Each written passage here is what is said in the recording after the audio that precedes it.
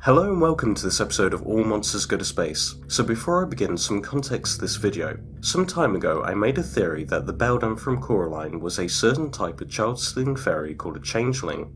I came to this conclusion due to the similarities with the Beldam's behaviour and the supernatural entity, not to mention the countless references to fairies in Celtic mythology in the book and the film. For example, the ring of mushrooms around the well, which are known as fairy circles, which in folklore are believed to be gateways between this dimension and the fairy dimension, and that the existence of fairies is confirmed in the book with one of the ghost children being a fairy herself. Most recently I expanded upon this idea in a collaboration with the fangirl, and I'll leave links to both videos at the end, as well as in the description.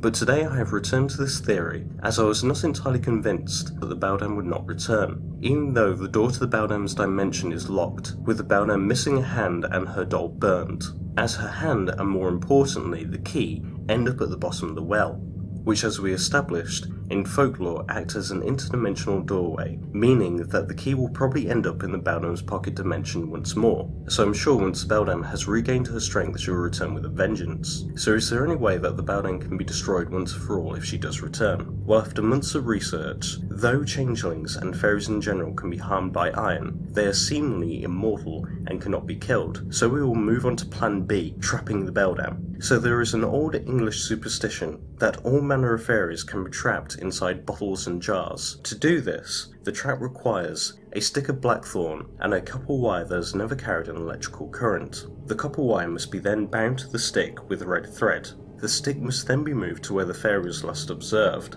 and a lit candle placed in front of the trap / stick to attract the fairy overnight. In the morning, the fairy will be trapped within inside the red thread. The thread must then be cut and placed inside a bottle or jar. This must be done quickly as the fairy will not remain trapped for long after the thread has been cut. The bottle should finally be sealed with a cork and red wax and buried. The superstition became so widespread that other supernatural entities read into this belief, for example ghosts and demons, though various symbols and spells would have to be added to the outside of the bottle depending on which supernatural creature you're trying to contain. So there we have it. We may not be able to destroy the Beldam, but if she ever returns we should be able to trap her for good. So as always, if you've enjoyed this video, leave a like and subscribe and I'll see you in the comments.